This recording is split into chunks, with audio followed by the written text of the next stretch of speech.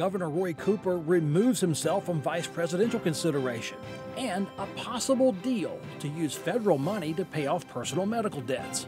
This is State Lines. Quality public television is made possible through the financial contributions of viewers like you, who invite you to join them in supporting PBS-NC.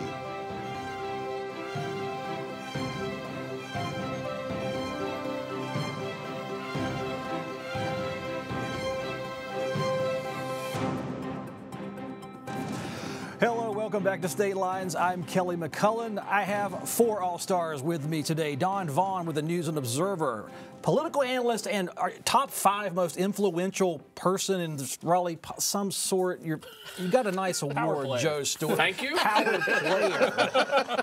Colin Campbell's on the rise in radio with WUNC Radio, and Rick Glazier has been to the top of the political mountain in Democratic politics, and now to the bottom. And now his second career is as a Campbell Law School professor, bringing up the next generation. Thank you all for being here. Lots to talk about. Let's talk about Roy Cooper. He removed himself from vice presidential consideration this week. He notified the Harris campaign the timing was not right for North Carolina or for him to be on a national ticket in 2024. The Associated Press and others reported that Governor Cooper never actually submitted the paperwork for vetting. This means he'll stay in state as the governor. The lieutenant governor will always fill the gubernatorial office when a governor travels out of state, and in this case, Colin Cooper would have been on the campaign trail.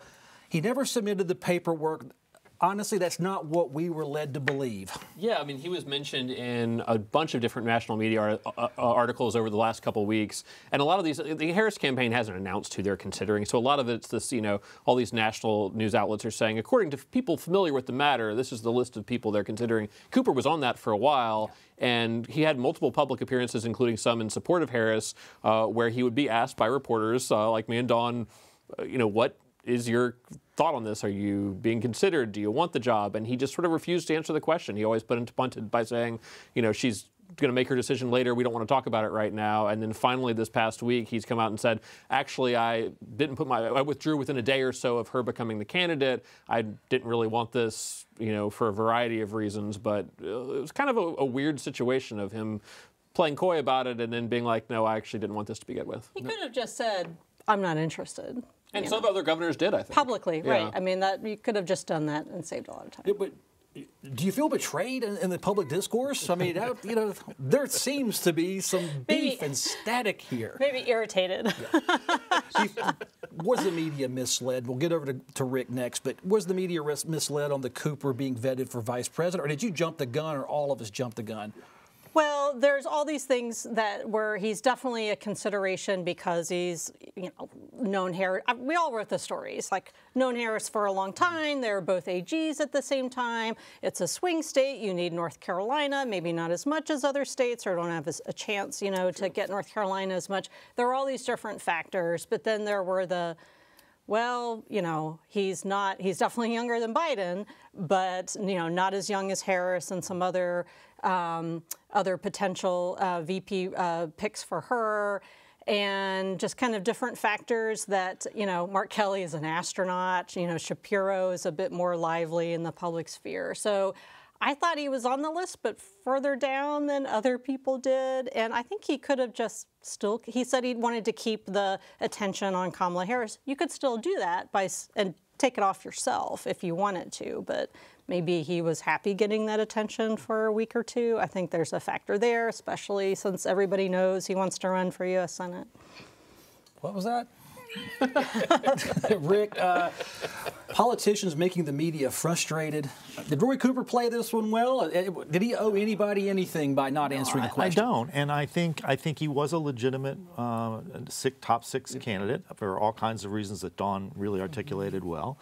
But I think there's also some background. I mean, when you said it when you opened the segment, which is if he goes and campaigns, Mark Robinson is in charge here. I think that the Democrats feared that, and for a number of reasons. I think it could have interrupted him having to play back and forth on a campaign schedule, and I think that was a concern. I also think he's made a strong commitment to Josh Stein. to campaign and keep that governor's race in the seat in the Democratic hands. So I think that there were lots of legitimate reasons for the say no, but I think he thought about it as you would normally do, and then chose to withdraw. I agree with Dawn. I don't think he was sort of in the top two, but I think he certainly would have been a legitimate choice had it been made. Are you asked to sacrifice if a candidate comes to you, even if so he's not going to be the vice president? Don't you owe it to your country if you're asked to serve? I've heard other vice presidential contenders say this, and will we hear that maybe later this weekend? Yeah, I think this particular selection for Kamala Harris is a little bit more complicated than the traditional selection of a vice presidential candidate because of the way that she's become the probable nominee for the Democratic Party. I think there's a lot of assessment being made by the Harris campaign about what vice presidential pick helps her the most, given all of the dynamics of this election. Typically, the vice president's a 24-hour news story, and then you just hope they don't make too many mistakes to embarrass the campaign up till Election Day. I think this has to be a lot more strategic. I think Cooper still has a robust political career ahead of him, whatever direction he takes. He's gotten the national limelight as a result of the way that he's handled this decision for himself. And so, in all likelihood, he did the assessment and said, I'm probably not the best choice in this situation, given the dynamics of this particular election. There are seemingly a lot of other good choices, so I'll just take myself out of consideration and let the focus be on that. Yeah, and I assume that we're going to hear very soon who that choice is, and I think it'd be interesting to hear thoughts, but I mean, the betting odds, I think, are on Josh Shapiro out of Pennsylvania. The cycle of this show, I mean, we recorded over the weekend, aired several times, so some of this show may be old news by the time the announcement is made. Colin.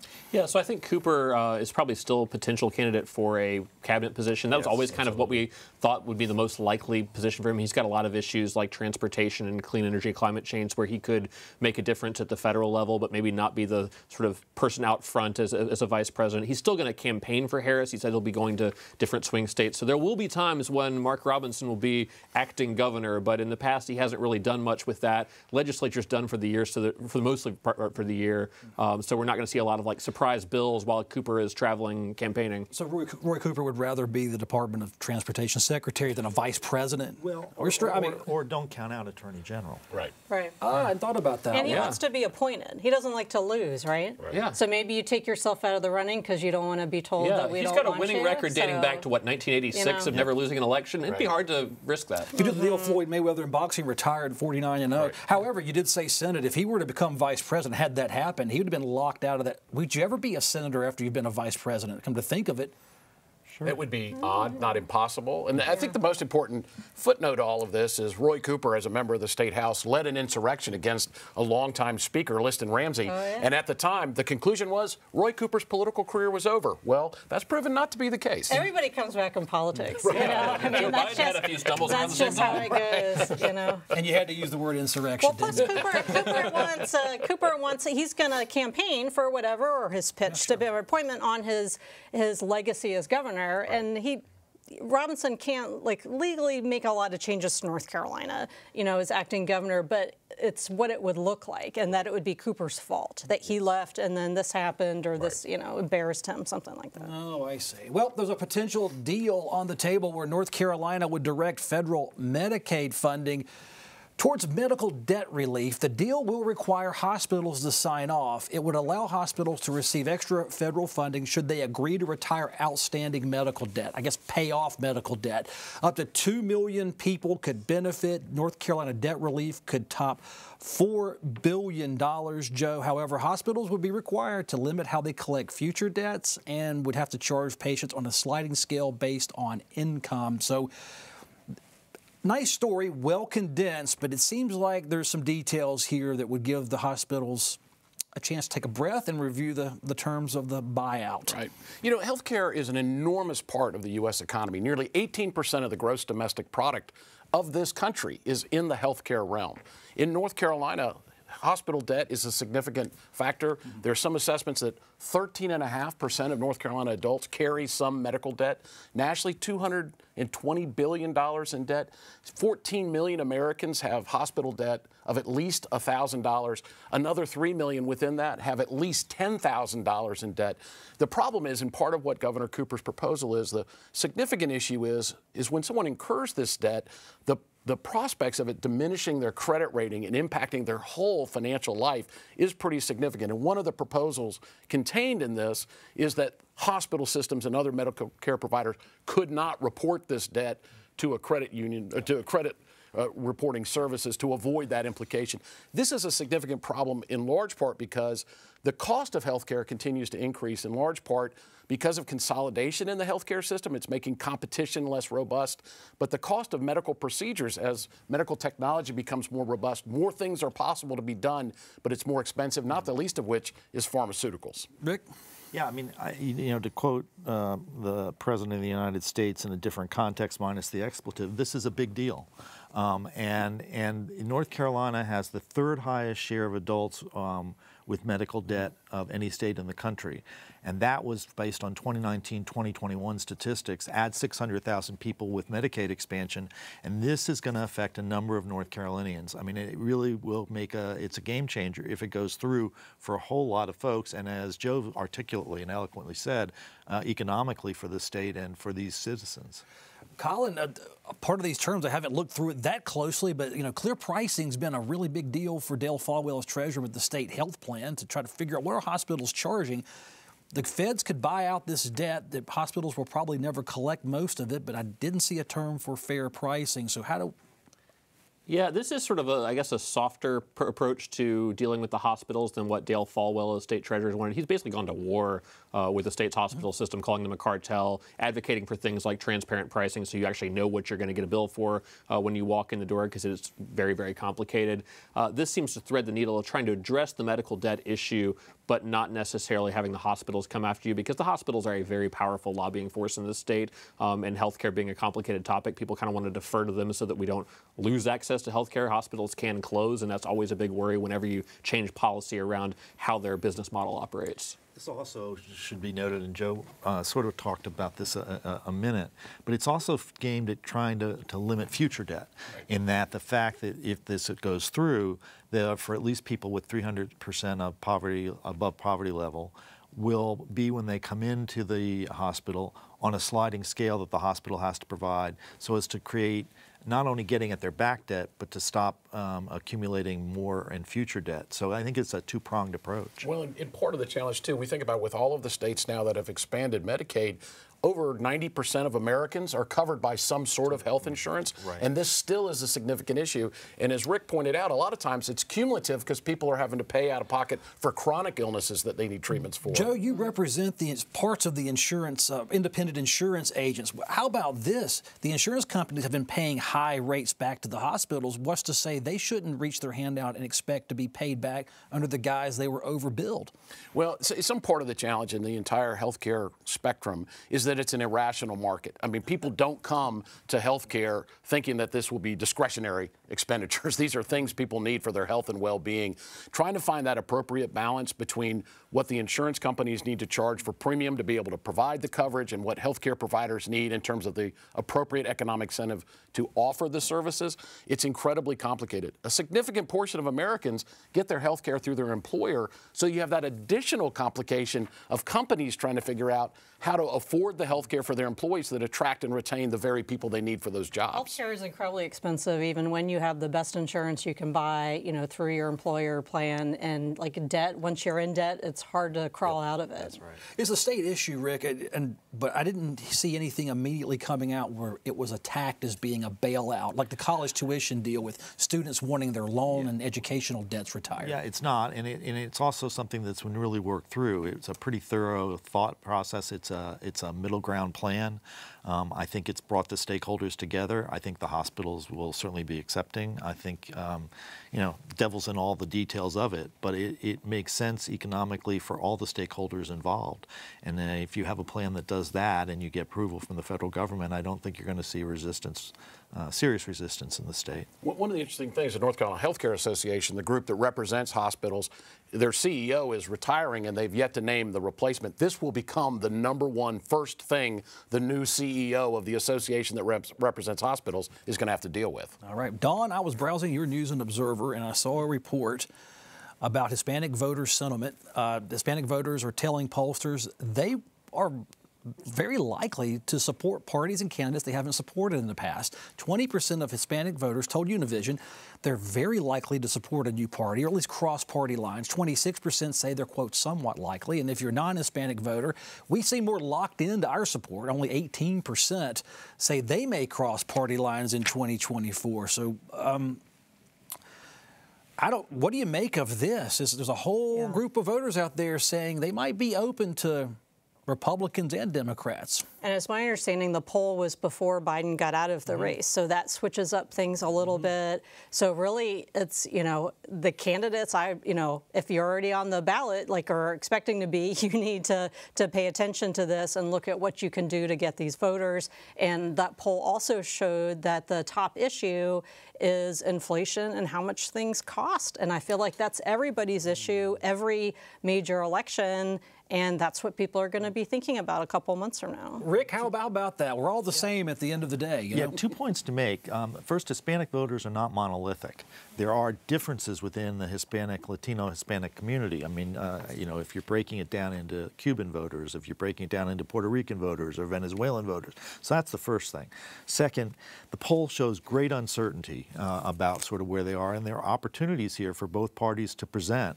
I think the third and last point I'll make is they need to present on the issues that matter, which is education, economics, healthcare. Immigration is, you tend to see both parties talking about that. That's not what's going to drive these voters to vote. And the parties need to talk with, not at, these voters as well.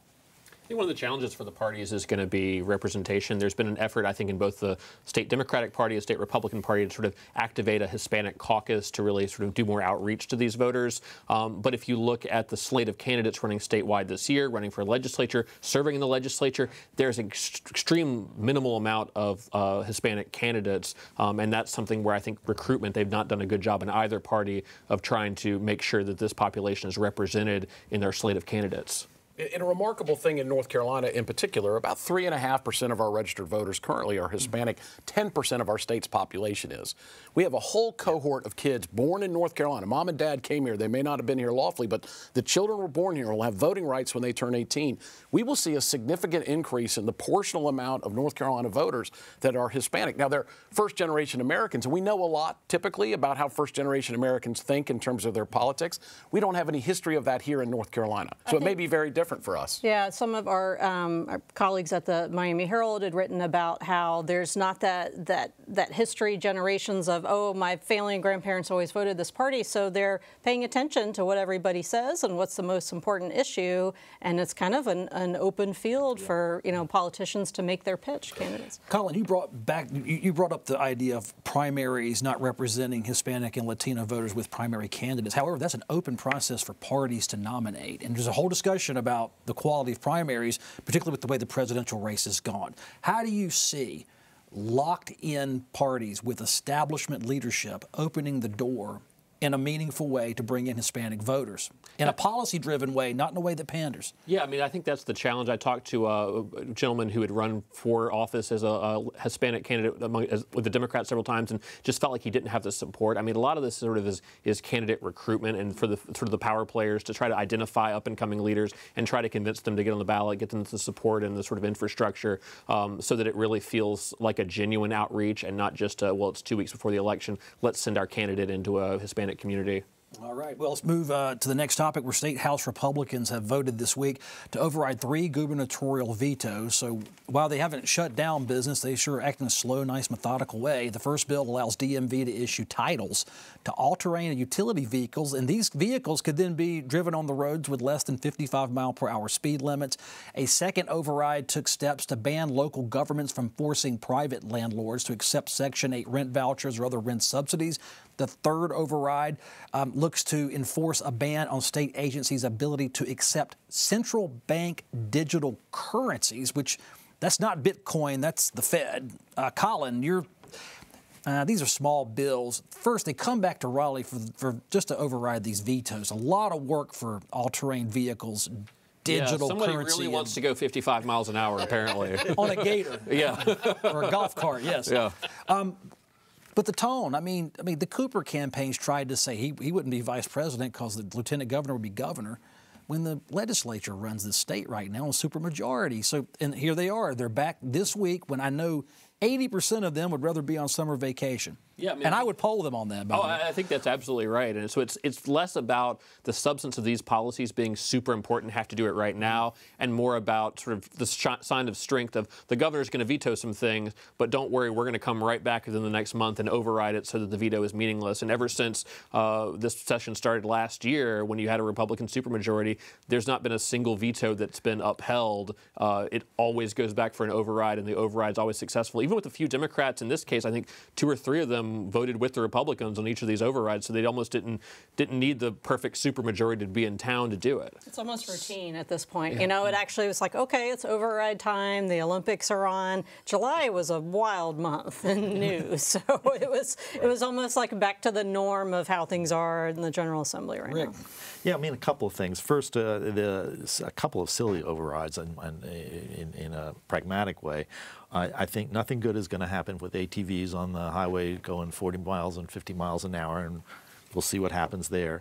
On the central bank digital currency, it doesn't exist. Fed is looking at it and weighing it. So the governor said this is premature, it's vague, and it's ideologically based, and I think he's right, because there wasn't any reason to really act on that. I think the one that does matter a little bit is the local ordinance ban on which sort of aims to stop landlords from denying tenancy to renters when the money comes from federal housing assistance programs. That's going to have an effect. You know, what happened to local control? Well, Republicans used to actually be a party that favored local control. This bans it, and I think it also leads to increased segregated housing and diminished affordable housing options. And I think it's not a good economic or public policy for the state. Joe, they're lingering around. It did give a couple of lawmakers a chance to give some speeches, to resign from office, and to maybe, then they filled Jim Perry's seat, I think, with an appointment with the gentleman who's going to be the GOP nominee in that safe district. So what's the tone in Raleigh off session versus that mad dash to get them out of here in July? Well, I think there's 2 things. All of these veto override sessions are about the logistics of getting enough Republicans to Raleigh to have the numbers to override the veto. I think the session started in April with full expectation that they would get a budget document done and they'd all be able to go home. And I think the leadership told the Republican members, go ahead and plan your vacations because we're going to be able to finish the budget by the end of the month of June. And that's not proven to be the case. And I think they have a hard time finding people that aren't on vacation. It's amazing that people believe in that optimism every year. I mean, we fall for it too. Yeah, that's true. You know? Rick, aren't you thankful you're not drawing a check based on the actions of the General Assembly like these 3 and me partially? Oh, extraordinary. All right, the State Division of Non-Public Education is reporting that nearly 20% of our K-12 students are no longer attending traditional public schools. They're in school. It's just homeschool, private school, and charter school attendance that's on the rise, at least as of last year. Traditional public school enrollment did drop. Private school attendance up 26% since 2020, and the AP says North Carolina is now a top 5 state in private school enrollment. So, Rick, you can't count out the traditional schools yet. Still over 1.3 million kids in class. But if you give parents a chance to make a choice, they apparently are doing it. Well, and you give them the money to make the choice with. I mean, let's start with talking about there is a constitutional mandate in this state to fund public schools, not to fund private schools. That hasn't been met for 3 decades now. It might be nice for the legislature to continue the track of trying to fund that first. But scholarships began, or these voucher programs began under 2 theories. One, for special ed students, where there legitimately, in a lot of districts, not sufficient special ed resources. And I was actually on board as a legislator for that proposition. The second was expanding it to low-income families throughout the state to give them choices that didn't exist, particularly in poverty-driven school districts. Well, that was Camel's nose under the tent. Now we got the whole camel under the tent because anybody's eligible effectively. So someone who has a couple $100,000 income and sends them to Ravenscroft and here in Raleigh gets their check. And I think that is not where this all started. And so we'll have to sort of see where it ends. But right now it's a pretty big drain on the budget for funds that should be going to public schools. Down to the last 2 minutes. Dawn, it's just a statistic. It's just a study from 2020. COVID took a lot out of the public schools. So maybe we should re-poll this maybe next year. But what do you think?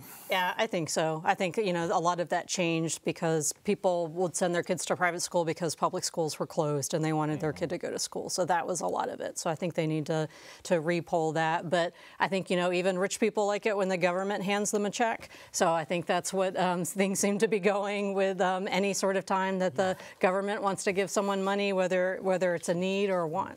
Joe, Dawn's on fire. How do you top that soundbite? Rich people love a check, too. Well, you know, it's been my experience that that's absolutely 100% of the time the case. So, yeah.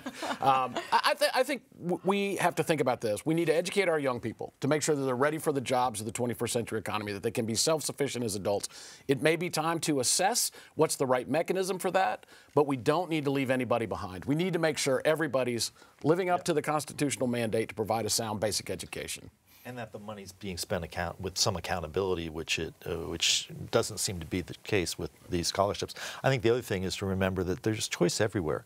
Public schools have choice as well, governed choice programs across the state, as well as parents always having had homeschool options and private options if they could pay for it. Well, it's all taxpayer money that's funding all of this, right? Last word, Colin Campbell. Yeah, I think it'll be interesting to see if the private school voucher funding comes through. What does that do to these numbers? Does it tend to increase private school enrollment even more? And Speaker Moore even kind of promised the parents who came to see him and rally to we got enough votes later in the year. He'll be gone. Yeah, that's not going to happen. Thank you, Dawn, Joe. Colin and Rick, always good. Great, lively discussion. Covered some great topics and got through them all. Thank you, folks, for watching us this week on State Lines. Of course, thank the panelists. Email your thoughts and opinions to the email address statelines@pbsnc.org. I'll read every email. If you want me to send an email to them, I'm always happy to, because, you know, you have complaints to me, too, about them. I'll let them know. Have a great weekend. I'm Kelly McCullen. Thanks for watching. We'll see you next time.